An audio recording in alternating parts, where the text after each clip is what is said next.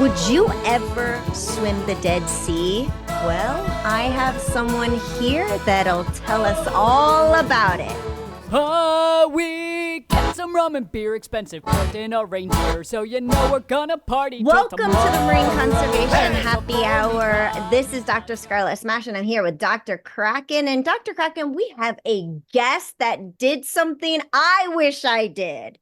I wish I could do this. One, I've always wanted to go to the Dead Sea. Have you done that, Dr. Craken? I've never been to the Dead Sea. I'm really interested in that region, and particularly the history in that area. But I always thought when I was a kid, the Dead Sea was some sort of like ghostly place. Oh yeah, I always thought it was like ghost pirates on, dead. but it's not. Yes, I know, exactly. I thought the same thing when I was a kid too. I was just thinking it was like black, murky water, but it's absolutely stunning and gorgeous.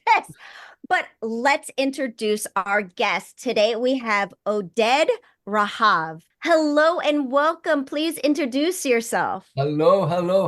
Wow, with all these stories about the Dead Sea. Ooh, scary. Yeah, so my name is Oded Rahav. I'm from Israel. And indeed, I swam the Dead Sea 2016. We swam it across from the Jordanian side to the Israeli side. A few words about myself. Well, I would say I'm an activist or active. I prefer the word active in favor of our oceans and our seas. My other hat is I'm an entrepreneur basically in water-related issues, water and agriculture later on. So I love these technologies that, bring about some future to our planet and how we use less and produce more and how we, bring prosperity through water, because water in our region is very precious. Mm-hmm. And it's that Bitcoin or whatever you would call it. Without water here, I think we'll hear more bad news, whereas I'm working on bringing the good news. Okay, so I know water and I swim quite a lot. I'll start with my initial swim. It was 2014. I swam from Cyprus to Israel. Okay, that's a long way. Yes. Cyprus, the island in the Mediterranean, it's 400 kilometers. So do the mathematics and miles. It's a 6-day swim. I hold the world record for the longest relay swim. I still do, me and 5 friends. We did so in order to raise awareness for the overuse of plastics that, we find them everywhere in our oceans, in our seas, in our creeks, in our lakes, everywhere. Wow. So I've been swimming for quite a long time. Early 1999 was the first swim I did at seas. I love swimming in the ocean. I swam this morning. I try to do it every day, come rain or come shine. I have a conversation with the water. I told you I'm into water. So when I go to the water, I talk to them and I bless them and they take care of me and I take care of them. And that's kind of a mutual thing that I appreciate. That's our relationship with nature. Wow. That's something I think we humans, we forgot. So every day when I drink my first cup, I actually talk to that first cup. I thank it. I thank that cup of water because I do not take it for granted and I wish it well. And I thank it for, going into me and doing whatever it does in order for me to live. Oh man, I'm doing this. I love it. I'm adapting it. I'm done. I'm doing the same thing. We should all, because, I've worked pretty much in, Africa and India and all these places. When you open the tap, you don't see water coming out. So we live in this kind of a lavish life, very, privileged. We open the tap and you have water. But in many places where I work with agriculture or with water, whether it's South Africa or Morocco or wherever, not necessarily you will have water. Even here, our neighbors in Jordan, the Jordan Kingdom, when you open the tap, not necessarily water will come out, not every day. So you have to appreciate it. You have to be humble. And the same goes when you walk into the sea. We take it for granted. It's always there. We do whatever. It's for us. But it's the other way around. Okay, we forgot the relationship and the interaction we have with nature. And through these seas, I understand that all of a sudden the seas, they depend on us. They count on us. I think it's the first time in the history of mankind when the seas are, looking at us and, be humble. Please don't do all that things that you're doing, because It's heading nowhere. So that's when I started that swim in 2014. For 6 days. I mean, did you sleep on the water? 6 days, constantly, day, night, day, night. Yeah, it's a relay swim. So you swim 1 hour, rest 5, swim 1 hour, rest 5, swim 1 hour, rest 5, day, night, day, night, day, night, day, night. You never get out of the water. You eat a little bit, you do some exercise, Okay. you take a look at the swimmer because it's a relay. The swimmer jumps into the water, then you hop on the boat, you do some, drills and stretching, and you eat. And I'm a vegan, so you eat hummus basically. We're there with you, yes. Definitely. And then you have a short nap, and then you wake up, and then you do another drill, and then you eat something, and then you hop into the water, and that's day, night, day, night, day, night. Wow. Don't try it at home. Exhausting. No, you would have to train a lot Yeah, for you that. train. So actually we did the first attempt was on 2013, but then after like 70 miles into the sea, we hit a storm, and then after like it was way after midnight, 2.5 days into the swim, we had to make a decision and to abort that swim. But on that was one of the most important decision making I had in life, because you have to decide, okay, should I continue? Come rain or come shine, stormy weather, night, complete darkness all over. The boat is. Oh my God, that's terrifying. Or you listen to the sea because it's telling you, hey guys, I'm rough now, so just go out. And that's what we did. We got out, we listened to the sea, and a year later we had that swim, and it was fantastic. We trained ourselves. And I don't consider myself such an like an extreme athlete. No, I just go into the water and I swim, because people ask me, how do you swim from Cyprus to Israel? So here's the thing: you fly to Cyprus, you jump into the water, and you start swimming, basically. And and things go on, and you eat, and you believe in yourself, and you believe in your team, and you believe in your cause. Okay, because here's the conversation we had with C. When you swim like at 3 o'clock at night, what do you do other than have a conversation with the darkness of the sea? So you say, you actually do that. You actually have a conversation, because it's a complete dark, and you have to swim like an hour. So you're telling him a story, and it tells you a story, and there comes along dolphins, and we had fantastic, interaction. At certain, like on the third day, you suddenly feel as if you're the only person on the planet, because you're completely detached. Imagine so many hours at seas, and you kind of lose it. So that's where the nice things happen. And we had birds coming and eating with us on the plates. There were things that are unimaginable, that they occur only when you let go and you feel embraced by this vastness, this void, this unbelievable magic called the ocean. And it is, it's a magic. It's unbelievable. So that was the Mediterranean. That was the Mediterranean. People, think about being blue and warm and gorgeous, although, as you Exactly. said, there's a big problem with marine litter at the moment. Yep. But the Dead Sea, what does that look like? A whole different story. A whole different story. Totally. Okay, so the Dead Sea is the lowest place on the planet. It's extremely salty, the saltiest lake on the planet, 36% of salinity as opposed to 3 in the Mediterranean or so. Never swum before. People go to the Dead Sea, they just float. There's always these nice, photos of people floating and sunbathing. But no one swam it.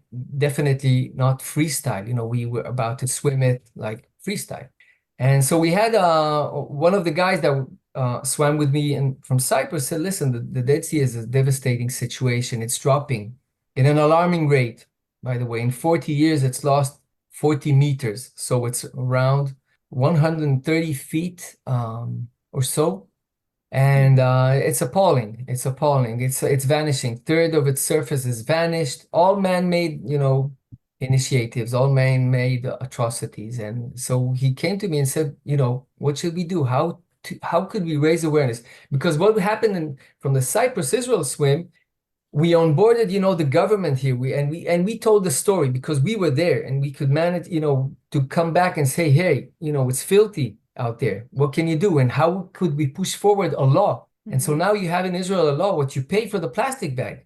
And then I came to this understanding that maybe through sports and this kind of sport, we can make a change. We can bring awareness. We can bring people on board. And it's always nice people with Speedo, right? With a swimsuit.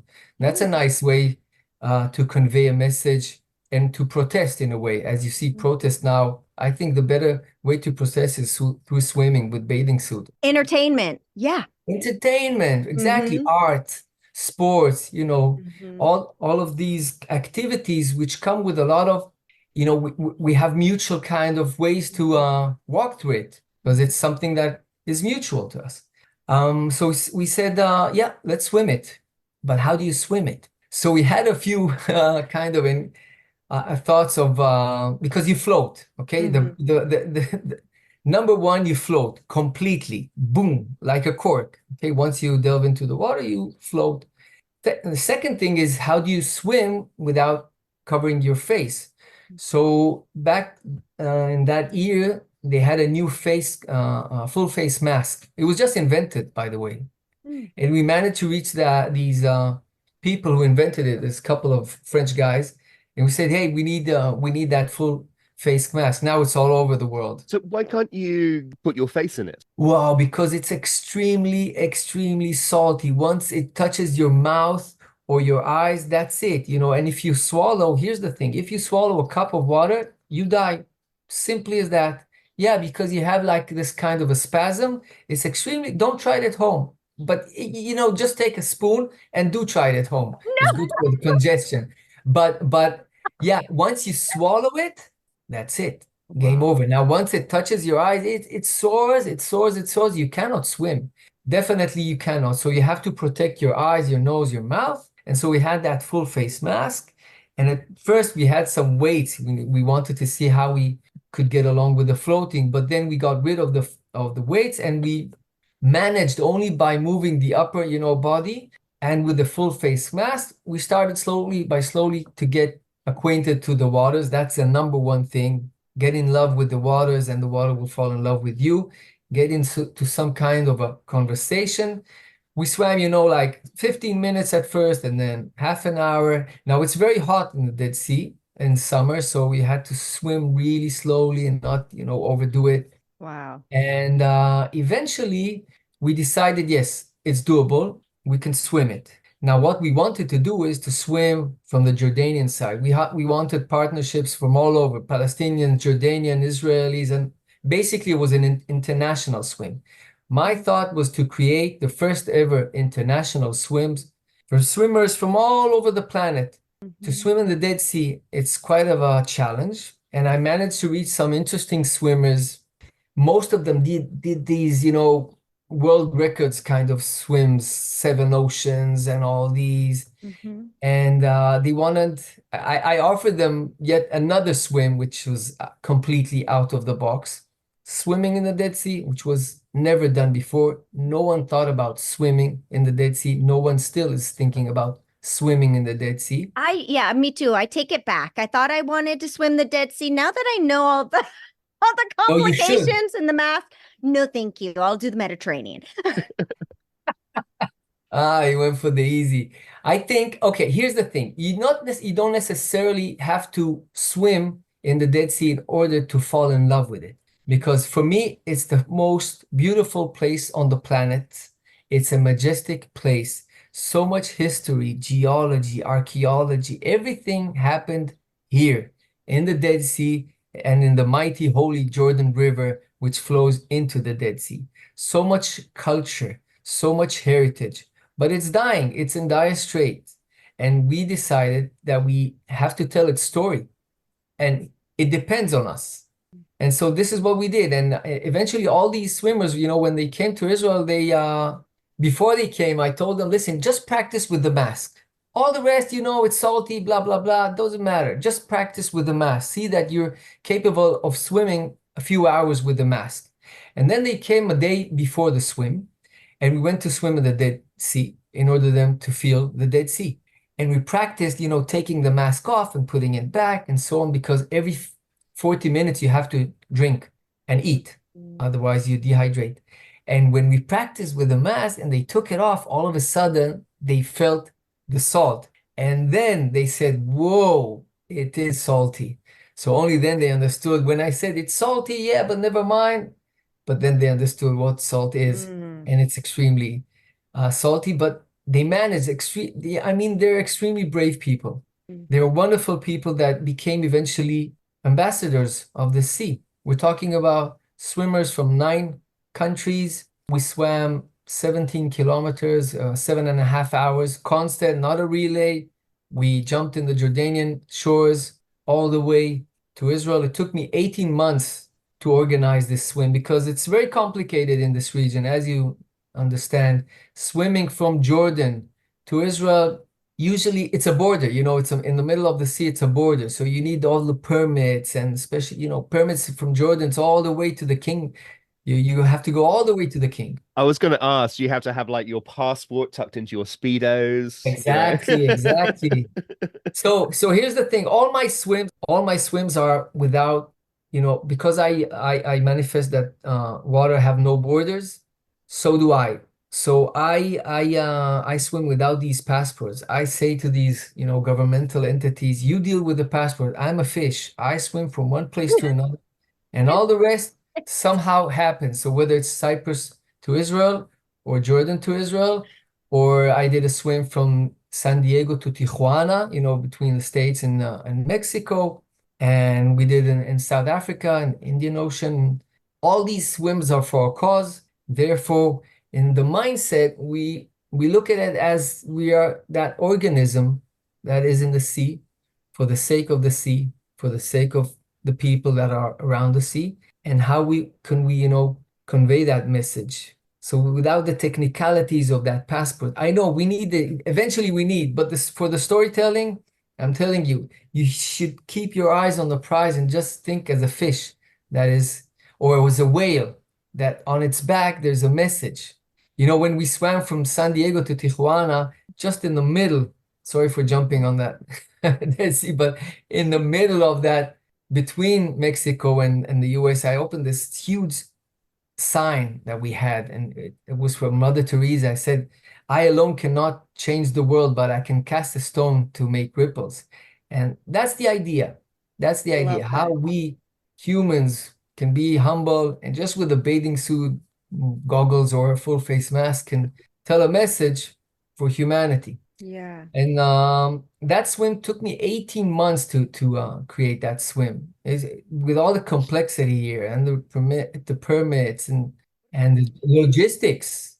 There's a lot of logistics in that swim. It was the most complicated. It was actually the Olympic committee announced that swim as the most complicated swim ever because of the logistic and the boats and the helicopters, and what happened if, and in all my swims, everyone tell me, but you will die in this swim. A lot of prophets are around it. Everyone knows. And they told me, you will die. I said, well, maybe yes, maybe not. But here I am to tell the story. People are afraid.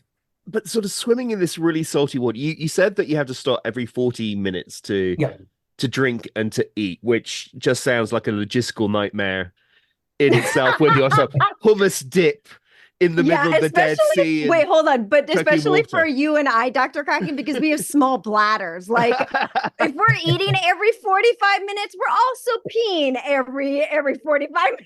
But surely you're dehydrating so much, surrounded by all this salt, that you probably don't need to pee, do you? No, so on here's the thing. It's interesting you mentioned it, because everyone said you will dehydrate, and then you'll not only dehydrate, but your body will go all, you will go through all these shrivel. People anticipated and even hoped that something will happen because it will be nice for the story, but we'll have like a diffusion or something. Yes. Something will happen. The salt will go in and your blubber go out and everything. The nightmare, people see too much Netflix. Yeah. So eventually nothing of the above happened. You have to drink, and if you pee, well, you pee, and you don't like eat sushi or noodles in the middle. You have a banana or a date or something small that will keep you going. because you can't digest, you might too even full. kind of vomit, throw out, and especially when the sea gets rough. And here's the thing, the Dead Sea is very dense. Okay, so when you have like waves, even if they're like, I don't know, a few inches high, it's like boom, it hits you really hard. They're like heavy. So they hit you in the forehead, and they might move your mask. So that was something you have to take in consideration when you embark on such a mission, because you have to take in consideration the weather, whether it's the wind or whatever, and the tides.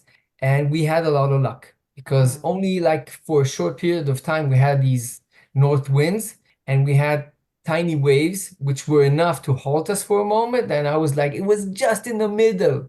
Like after about 3.5 hours, we still had 4 hours. Just in the middle, all of a sudden came these, tiny waves.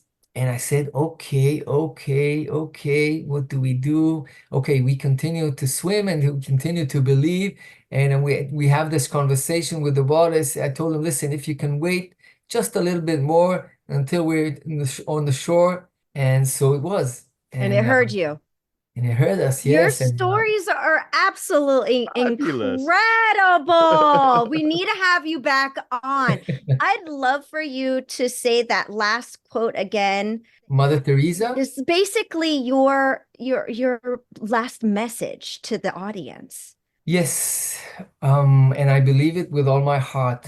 Is I alone cannot change the world, but I can cast a stone to make ripples. And, ripples is water. And each and every one of us, we have a responsibility and the privilege to make a change and to tell a story, a humble story about that creek we have near our house, about that pond. Every time you see a river or pond, bless it, because there's a lot of grace and a lot of gallant in the water. It's a present we received from somewhere, and we should not take it for granted. Well, you influenced me. I'm telling you.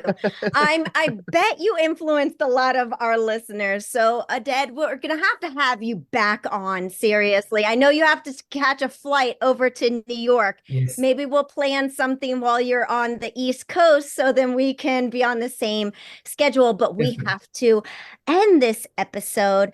One last word. Yeah. There's a website, deadseaguardians.org. deadseaguardians.org. You beat me. I was just about to say that. Excellent. Oded does it for me. That's perfect.